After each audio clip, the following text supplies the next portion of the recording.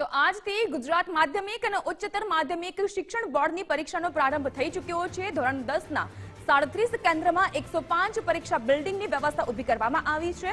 ધોરણ 12 માટે 14,640 વિદ્યાર્થીઓ માટે 16 કેન્દ્રના 59 બિલ્ડિંગની વ્યવસ્થા ઊભી કરાઈ છે। ભુજ અને ગાંધીધામ 2 ઝોન નક્કી કરવામાં આવ્યા છે બોર્ડની પરીક્ષાને લઈને।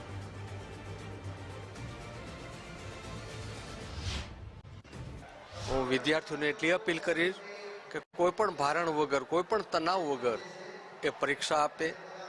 અને ઘણી વખતે માણસ મનથી હારી જાય છે, ક્યારે પણ વિદ્યાર્થીએ મનથી હારવું ન જોઈએ, મનથી હિંમત રાખવું જોઈએ। અને જો હારી જાય છે એ અવઢવમાં એ આખો અપસેટ થઈને જે પરીક્ષામાં લખવાનું હોય નથી લખી શકતો, નથી વિચારી શકતો, તો પહેલાં દ્રઢ મનોબળથી પરીક્ષા આપવા જાય।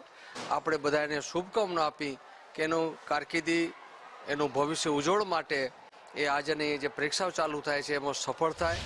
હું આજે મારી બેબીને મૂકવા આવ્યો છું અહીંયા 10મા ધોરણની પરીક્ષા માટે, અને એણે ખૂબ સારી તૈયારી કરી છે અને દરેક બાળકોએ ખૂબ જ મહેનત કરી છે, તો દરેકને હું શુભેચ્છા પાઠવું છું અને ઝડપથી સફળતા મેળવે એ જ હું દરેકને શુભેચ્છા પાઠવું। છોકરો આજે 10મામાં છે, આજથી એની એક્ઝામ ચાલુ થાય છે। બધાને ઓલ ધ બેસ્ટ, બધા સારું પ્રિવ કરજો, કઈ પણ વસ્તુમાં ગભરાવાની જરૂર નથી। જે તમે આખા વર્ષમાં મહેનત કરી છે એનું જ આજે રિઝલ્ટ પરફોર્મન્સ આપવાનું છે। સો બધાને ઓલ ધ બેસ્ટ।